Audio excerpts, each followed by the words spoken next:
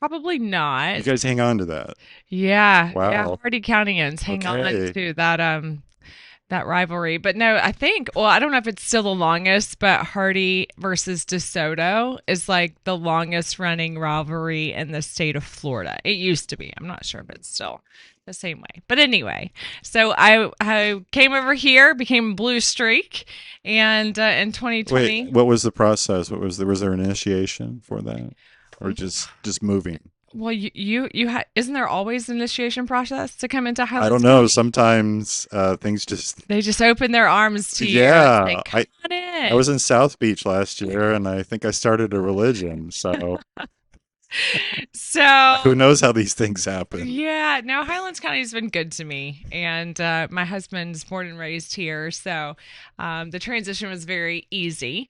But Waiwachula is not far. It was far enough that driving back and forth, sometimes multiple times a day, with chamber activities and kids in school, and I didn't really know what my next step was going to be. And community driven leadership and finance and marketing, there's not a whole lot of jobs like that, you know, here in this area. I mean, you look at like Hardy County, DeSoto, and Highlands County, this tri county area, and there's not very many jobs that really fit that mold. So I tabled it for a while, and my husband said, just do something you love doing. And I had a few friends at that time. We remodel houses, and we actually bought a pizza restaurant and decided to turn it into a house. And so we get into crazy projects like that. Friends took notice and started asking me if I would help them with their projects.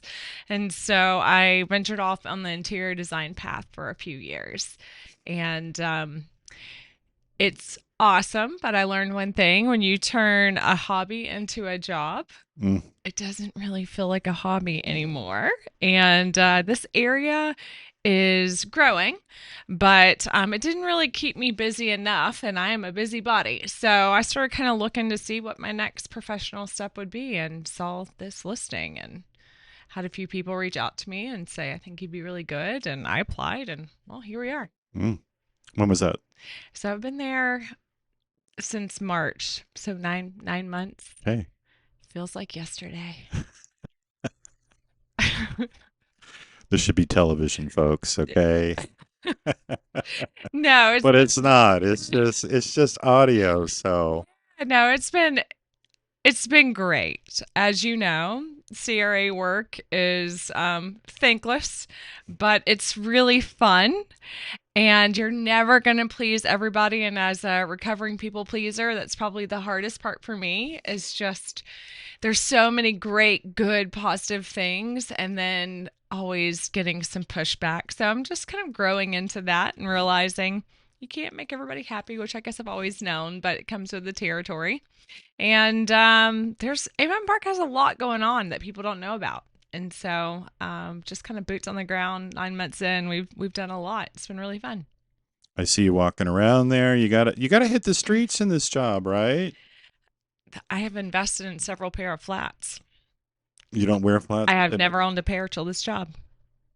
folks. See what how dedicated these Yes. these folks are. Well, when I was home and doing design, I was out walking, and you're moving around all the time. But when you're in desk jobs, you can get stationary pretty quick. And I do think it's important for this job and any community facing job that you get out from behind your desk. You can get stuck there doing kind of the administrative things, but getting out, and how can you serve your community if you really don't know who they are?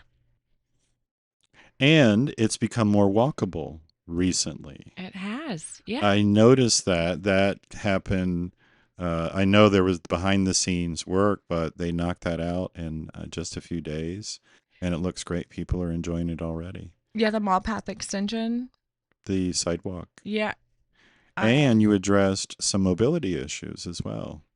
Yeah, there's a lot more to come. The mall path extension between, I don't know the exact road. I think it's Verona to almost Delaney. Mm-hmm.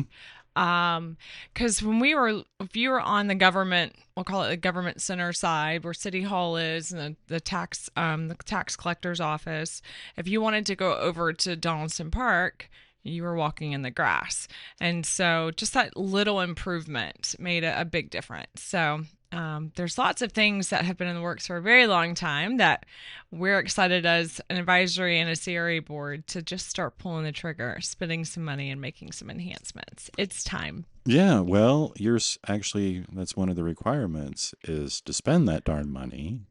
And that was a source of frustration. Sure. And it was puzzling in a lot of ways to see how adamant people could be about this set of rules, but you know, why is the money being hoarded? And the same people are talking about how pro-business they are, how they're trying to get rid of burdensome regulation and make the city grow. And we're seeing some seeds being planted and actually some results. Absolutely. And I think there's probably several factors that played into that. Lack of consistency with staff. When there's turnover, it takes a minute for the next person. Another self-inflicted wound. No, but I mean it's so true that Oh, it's like, oh, people don't mysteriously leave, all right? There's behind all circumstances, not just mine. It wasn't like, gee, wonder what happened there. My goodness. Well, golly gee, we'll just do what we've always done, which is what? I really thought I was going to behave myself. I'm kidding. What were we saying? But no, I think there's been some consistency issues, and with that just comes consistency in spending money and making projects happen because they get stalled because, well, if you don't have a leader behind the helm pushing these projects, there's a lot of hands involved in them. And yeah, so hopefully we're making some pretty good progress. Got a busy year ahead. And businesses are coming. A lot of businesses are coming. A lot of great businesses are coming. The Poorhouse is doing fantastic. Butler's 18 East seems to be doing well and kind of bringing some new flair and flavor to that space. Sophie's talked to Uni recently, and she's excited to open those doors. I think Hacienda 19 Just Saturday. Yeah, they're having an open house. I think we've got the Grove across the street, which has been there a year now. Task One Thread, another wonderful boutique's been there 7. They did an annual celebration or recently. We've got the new Mamma Mia's Italian food market, which had a great grand opening. And Sweetwater has been there several years now too. Though we have the Latin Cafe, Latin Corner. The corner? The corner. International Cafe. International Cuisine. Yeah, Miguel. Miguel Soto. Yep, he's open now. Little Italy, of course, has been there for a minute. And then we have several, there's Pure Grit and Western Cut if you need Western Welsh. So there's plenty of Black Friday, or not, sorry, they call it Shop Small Saturday, places to stop this Saturday. And I'm sure I'm leaving somebody out. So if you want to film in, so the Bagel Bar? The Bagel Bar, yes. That's our good friend Tina. Tina's wonderful. Dana 70 serves on our advisory board. Lots of salons and insurance, but in terms of like retail boutique, we've gotten lots of really great things that are in the ice cream shop right there around the corner. So lots of cool stuff. We had a mural dedication this Saturday. Yeah. And that was a neat event. There were 2 murals being painted simultaneously in downtown Avon Park. Yeah, Avon Park, hometown boy. He's a hero in some sorts around here because he's so talented. Great guy. Who? Keith Goodson. Okay. I don't think we name checked him here. Keith Goodson. He's amazing and he's so talented. He's done several of the murals in Lake Placid, and he's also touched up several of those murals in Lake Placid. And so I brought him in the beginning just to see what we can do in terms of a city. Did we want to be like Lake Placid and really focus on the history, because we call ourselves the City of Charm, but before we can go through the branding route of what does that mean? Are we currently the City of Charm? And if not, I see your face there. If not, how do we grow into the City of Charm, and what does that look like visually in terms of art? Because art is so important to a downtown, which I know you're really passionate about. So Keith was a big part of that discussion. He did. He came to one of my advisory board meetings, and are we taking a picture? I don't know. It's ridiculous, isn't it? That's so cute. He came to an advisory board meeting, and kind of we started those discussions. And Mr. Bill Jarrett's also in the advisory. He had recommended we do an art workshop and kind of take the public's view of where do they want to take it, because we talked about color palettes, because the CRA is supposed to follow a color palette if you're going to do grants for painting of commercial properties, which we didn't really have a clear structure on that. And then could we, CRA, fund through some type of public-private partnership some murals and art and sculpture in downtown? So that was a really lively discussion, but I'm so glad that the Baseball Museum hired Keith to do those two murals. And then there was the mural on 100 East Main, the SF Construction Building, which I think you know that very well, right? Don't you live there? Which one? The Pipel, where the Pipel Group is. Yeah. The butterfly. Uh-huh. The Down Yes. Syndrome Awareness. Yes. And so, yeah, downtown Avon Park got 3 murals in less than a month of each other. So that was really exciting. And that's just something that adds to the flavor of downtown. I remember when I first came here, they had this tradition of taking pictures at the bandstand. Mm-hmm.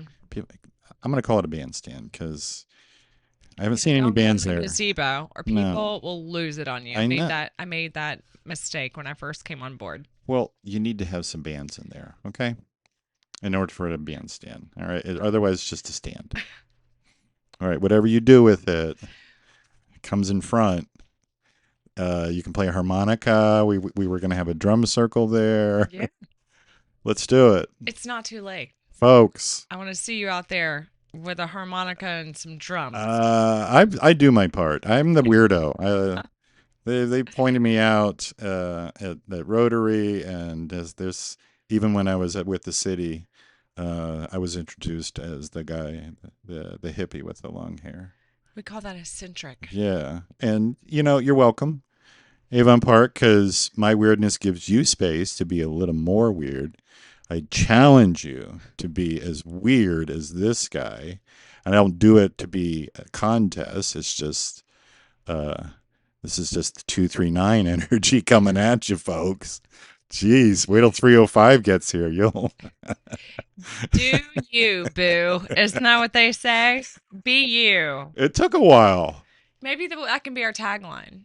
What? Be you. Be you? Because, like Austin is keep it weird, right? Yeah. So maybe we can just be I have some slogans for Avon Park. Oh, let's hear them. What are they? The bombing range is not the only place blowing up. I know. I want to, you're going to hear it here first, folks. The group that has been fighting for transparency and integrity, I call them the Avengers. No idea where this is going, but you have me sweating over here. Should there be a point? I mean, really? I'm going to interview you. How about that? I will ask the questions. You just answer. Seems safer. Go right ahead. Seems Sure. safer. You guys, what's on your mind? Oh. I should have warned you. Yeah. I thought we were talking about CRS projects. I came in here we're talking about No, I warned you about the CRA. and Wait, you signage, saw my notes, right? infrastructure, and tourism. Yeah, no. What do you want to talk? What do you usually talk about in here? In this, Yeah. well, we let the guest drive the conversation, Okay. but I throw in my tangents Yeah. every now and then. We circle back generally. Yeah, So, what do you yeah. appreciate about Avon Park? I I like the there's great people here. Not everybody. The youth here are fantastic. They're very polite. I see them apply for jobs and um, just interact and so forth. They volunteer. Their enthusiasm, and I think they need a fighting chance. I think this area produces a lot of good employees that would serve well for any company. And I think there should be some larger employers coming here, not just call centers, but something in the software business. I know that's depends on bandwidth, but something that is professional, craftsman, a maker's um, place. I've talked to people in town. There's so many creative individuals that the project I'm doing with arts and agriculture is trying to find all the rural artists in underserved areas. Um, we're basically concentrating on Hardy, Hendry, Glades, and DeSoto. They lack a local arts agency. Some of them have, I mean, Moorhaven is the only town in Glades. So we're looking at identifying the artists, giving them projects to collaborate on, having supporting events through a regional event calendar, something I'm known for, and really, I like the fact that it's still rural. I think the death of citrus. Let's face it, somebody. I mean, God bless those guys around Venus still planting trees. I mean, they're smarter than me. They have all that land. There must be something to it, but I just constantly hear about a 90% drop in the crates and the shipments, and you just see for yourself the conversion of all that. People are coming. There's a storm coming. Her name is Development, and she is won't be stopped. But you can manage the impact. You can have these conservation areas, these easements, these corridors for wildlife in this area. There's a tremendous opportunity for this area to use its fortune, its good fortune, its amazing landscapes, its bucolic areas that people come here to homestead to check out. They're looking for authenticity, and for all its faults, the Ridge is authentic. It's not everything. There's some people that like to have put on performances, and I understand that as a performer. Uh, but it's authentic here, and I think people are seeking that out. I think you're right. Did you get involved in the survey for the county wildlife conservation survey that they put out recently No, I didn't through see that. BOCC? Do you I, follow the City of Avon Park on Facebook? I don't. I get it from the scoop. See, city business has to go through a filter for me. All right, I can't do a main line of. I can't watch it online. The meetings I have attended some, but it's too pure for me. I have to. It has to be cut. Well, I'm gonna toot my own horn here. We have enhanced the city's social presence Mhm. and we try to make it short and sweet and to the point, but also relevant and sharing other county business like the conservation survey that they recently closed. I think it was on the 14th, so you missed that window. But if you were following us, you would have seen it, and it's very important. And I do believe conservation efforts are really important, so they're at least trying. So that's That's what this area is. I mhm. mean, you'd want to Orlando. People say, "Oh, it's the coast." Look at Ocala. Look at Davenport, Haines City. You remember Haines City? Nothing but orange groves. So you have a chance, and it's not going to be blueberries. I would love it. That sounds great. Hmm. But it's not going to be a single crop. I doubt it. Whatever takes over. I did go to Archbald Biological Station. I saw the movie World Without Cows, and it was actually promoting ruminants like cows, cattle, and so forth, goats, bison, and how it's effective at managing wilderness, wild lands, as long as you rotate your crops and uh, you know you have ways to manage it. Uh, so I think that it's not either or. Hmm. I don't think there's any Faustian bargains. It's going to be presented that way. And the governor has recently taken away the ability for local councils to fight development changes, and especially environmental issues. So there's some statewide concerns. There's a target on this area, uh, and you're going to see the production builders here, like we saw in Lee County. I'm from Lee County, that's the poster child for bad development. They just talked about 10,000 units going on Corkscrew Road. That's a 2-lane road. And it goes into uh, 82, and that's another 2-lane road.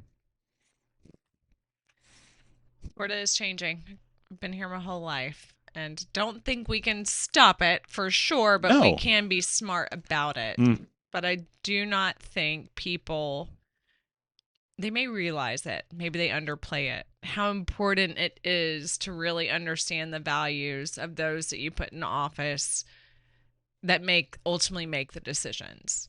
And as you know, a lot of these decisions, once the public finally it's happening, it's in play, it had been talked about years before, which if we want to get into the Main Street Road diet discussion, we can certainly do that next.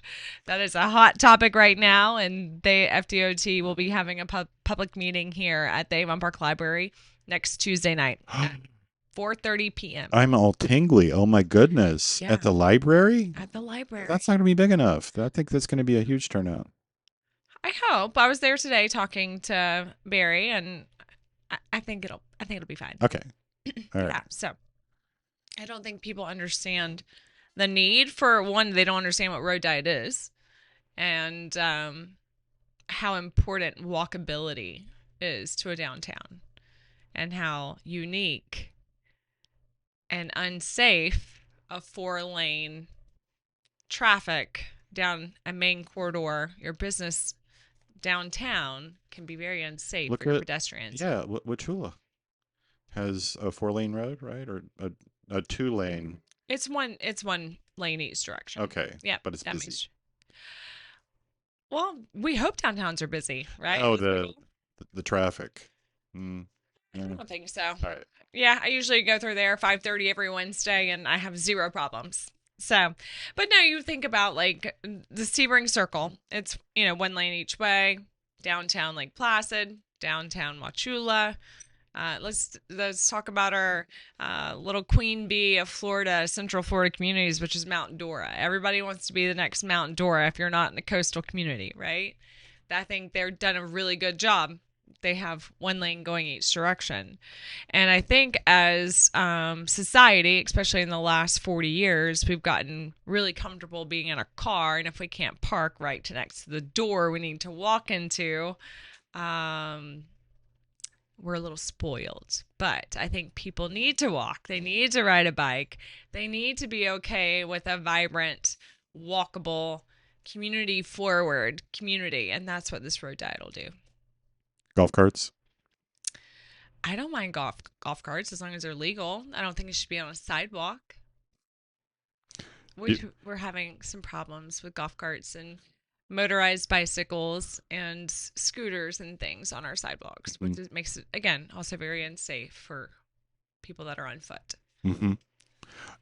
And that brings an interesting issue that once you have all these people coming here and your sidewalks are filling up, then yeah, those are an issue. I see the golf carts in downtown, and it's fun. I've driven golf carts downtown when the streets were closed. Mhm. So uh, I, I like the idea of the road diet folks. That's bringing the lanes down, doing calming devices, having more narrow areas, and people say, well, it's hard to back in to um, the road back into 64. And my point is, it's hard to get in your car at any point. So that's the first issue that will be solved with the angled parking. And people with kids, we've seen them. If you have a kid on the driver's side and you're trying to unload them from a baby carriage or just a car seat, that's terrifying for parents. So give them a fighting chance. And when we calm the traffic enough, it works in Sebring Circle. It's fine. They're big boys. They managed it. That circle's been there 100 years. Are you saying that we're dumber than our great grandparents? I mean, that's certainly a possibility. I think you're onto something there. Yeah, and if you don't like the angled parking, which I've seen something really interesting lately, instead of the pull in nose forward angled parking, in a lot of other cities are using the back end angled parking. So instead of like a parallel parking situation, you just pull up a little past the parking spot and you back in so that way your nose forward into the street. So if your kids are in the back seat and they open those doors or getting out towards the sidewalk, and you also have visibility when you get back in your vehicle to see the cars that are coming towards you. Whereas the other angled parking, you don't have that visibility. Like Sebring Circle, you're kind of just wishing on a prayer as you're backing up that someone's paying attention. So that's an interesting spin on angled parking. I'm going to throw it out to FDOT to see what their thoughts are, but obviously they did the nose in. So yeah, I think no matter what you do, people aren't going to like it. But, and some But people, if you do that, then nothing happens. If you try to please that is everybody, true. nothing gets done. Yeah, I think the people of Avon Park that really care, and it's nice to say, well, back when I was a kid, but it's great. I'm glad people have those core memories, but we really have to be strategic about where do we want to be in 10, 15, 50 years as a community, and do we want a vibrant downtown? And if the people that love it here and that are going to live here and invest their tax dollars here, they're going to have to get really serious about what that looks like. And in terms of safety alone and downtown, I wouldn't. I've seen a mom try to have a stroller with a 2-year-old toddler trying to run around and a baby in a stroller, and cars are flying through there at 50 to 60 miles per hour. It's currently not safe. So, if we want to, the transfer of FDOT is currently, or the Main Street is currently owned by FDOT. This transfer will just they're going to do the restriping, and the plan they came up with, which is also on the city's Facebook page, and I also put it on the city's website. We'll be talking about it on Tuesday at the FDOT meeting. Um, the restriping, they'll go ahead and do all of that for us, and then they'll hand over the ownership to the city. So then it will fall on the city in future years to do any maintenance. But with that, we can then talk about things like outdoor dining, cafe seating, utilizing the mall for food. So like the Poorhouse or Little Italy or the Jacaranda, if you want to take your food and go sit in the green space, which we call the mall, it's much more user friendly that way. It's super nice. People should take advantage of that. There should be takeout and picnic tables and so forth there. Do we have outdoor seating now? Is it kind of just a gray area? We don't, because FDOT, that is their right of way. Mm-hmm. And you know how getting approval through the state, it's quick and easy. Never. So, we do not have outdoor dining currently because of that reason.